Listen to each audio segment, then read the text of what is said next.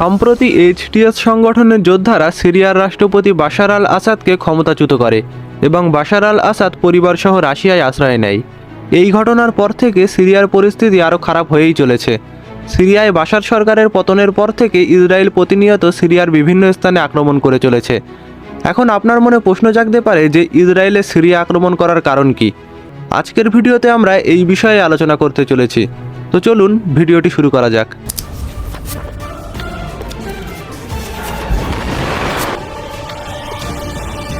ইসরায়েলে সিরিয়া আক্রমণ করার প্রধান কারণ হলো ইসরায়েল চায় না যে এইচটিএস সংগঠন সিরিয়া নিয়ন্ত্রণ করুক।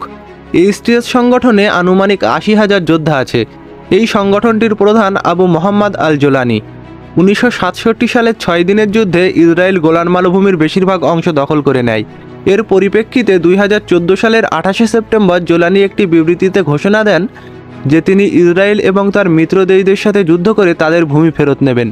এরপর এইচটিএস সংগঠনের যোদ্ধারা ২৭শে নভেম্বর থেকে শুরু করে ৮ই ডিসেম্বর পর্যন্ত যুদ্ধ করে ১১ দিনের যুদ্ধে সিরিয়ায় আসাদ সরকারকে ক্ষমতাচ্যুত করে। ইসরায়েলের প্রশাসন অনুমান করছিল যে এইচটিএস যোদ্ধাদের পরবর্তী টার্গেট গোলান মালভূমি। যদিও এইচটিএস সংগঠনের প্রধান আবু মোহাম্মদ আল জোলানি তার বিবৃতিতে স্পষ্ট করেন যে এইচটিএস যোদ্ধারা কোনো প্রতিবেশী দেশের সঙ্গে যুদ্ধ চায় না, কিন্তু ২০১৪ সালে জোলানির গোলান মালভূমি দখলমুক্ত করার অঙ্গীকারকে মাথায় রেখে ইসরায়েলি প্রশাসন সেটি বিশ্বাস করতে পারেনি।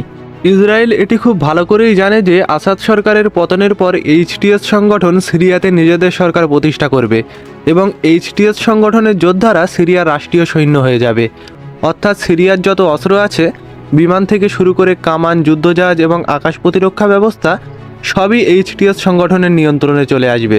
তাই ইসরায়েলি প্রশাসন সিরিয়ায় নতুন সরকার গঠনের আগে সিরিয়ার যতটা সম্ভব সামরিক সক্ষমতা ধ্বংস করে দিতে চাইছে। ইসরায়েলের প্রধানমন্ত্রী বেনিয়ামিন নেতানিয়াহু নিজের বক্তব্যে জানায় যে তারা সিরিয়ার সাথে যুদ্ধে জড়াতে চায় না।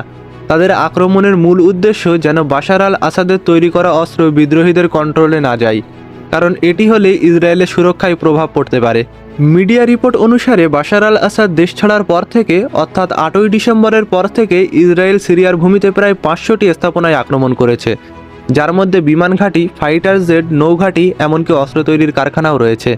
ইসরায়েল সিরিয়ার বেশ অনেকটা ভূমি দখলে নিয়েছে। কিন্তু এমনটা নয় যে সিরিয়ার এইচটিএস সংগঠনকে দমিয়ে রাখার জন্যই ইসরায়েল সিরিয়ার উপরে প্রতিনিয়ত আক্রমণ করছে। ইসরায়েলের এই আক্রমণের পিছনে আরও দুটি বিশেষ কারণ আছে, যার মধ্যে প্রথম হলো ইরান সমর্থিত সংগঠনদেরকে দমিয়ে রাখা। ৭ অক্টোবর থেকে ফিলিস্তিন ইসরায়েল যুদ্ধ শুরু হওয়ার পর লেবাননের হেজবুল্লাহ সংগঠন প্রতিনিয়ত ইসরায়েলের উপরে আক্রমণ করতে শুরু করেছিল, যার কারণে লেবানন এবং ইসরায়েলের মধ্যে ভয়ঙ্কর যুদ্ধ বাধে। এই যুদ্ধে লেবানন এবং ইসরায়েল উভয় ক্ষতিগ্রস্ত হয়, কিন্তু লেবাননের হেজবুল্লাহ সংগঠন সামরিক দিক থেকে অনেকটা দুর্বল হয়ে পড়ে। ইরান হিজবুল্লাহ সংগঠনের কাছে সিরিয়ার উপর দিয়েই অস্ত্র সরবরাহ করত, কিন্তু সিরিয়ায় বাশার সরকারের পতনের পর সেটিকে বন্ধ করানোর জন্য ইসরায়েল সিরিয়ার সেই সমস্ত স্থানকে নিজেদের নিয়ন্ত্রণে নিতে চাইছে যেই সব স্থান দিয়ে ইরান হিজবুল্লাহর কাছে অস্ত্র সরবরাহ করে। অর্থাৎ এক কথায় বলতে গেলে ইসরায়েল চায় না হিজবুল্লাহ সংগঠন আবার আগের মতো পুনরায় শক্তিশালী হয়ে উঠুক। আর এর দ্বিতীয় কারণ, নেতানিয়াহু তার দেশকে আয়তনে বাড়াতে চায়। ইসরায়েল আয়তনের হিসাবে খুব ছোট একটি দেশ, তাই ইসরায়েল অন্য দেশের ভূমি দখল করে নিজের দেশকে আয়তনে বৃদ্ধি করতে চায়। সম্প্রতি আমেরিকার নির্বাচনে ডোনাল্ড ট্রাম্প বিজয়ী হওয়ার পর ইসরায়েল অন্য দেশের ভূমি দখল করায় আরও আগ্রাসী হয়ে উঠেছে, কারণ ডোনাল্ড ট্রাম্প ক্ষমতায় থাকাকালীন আমেরিকা পূর্বেও ইসরায়েলের দখল করা ভূমিকে ইসরায়েলের বলে স্বীকৃতি দিয়েছে। তাই ডোনাল্ড ট্রাম্প পুনরায় আমেরিকার ক্ষমতায় আসায় ইসরায়েল অন্য দেশের ভূমি দখল করে নিজের দেশকে বিস্তৃত করার আরও একটি সুযোগকে কাজে লাগাচ্ছে।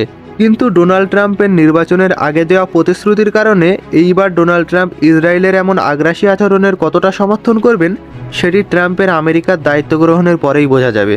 বন্ধুরা, আজকের ভিডিওতে এতটুকুই। শেষ পর্যন্ত সাথে থাকার জন্য ধন্যবাদ।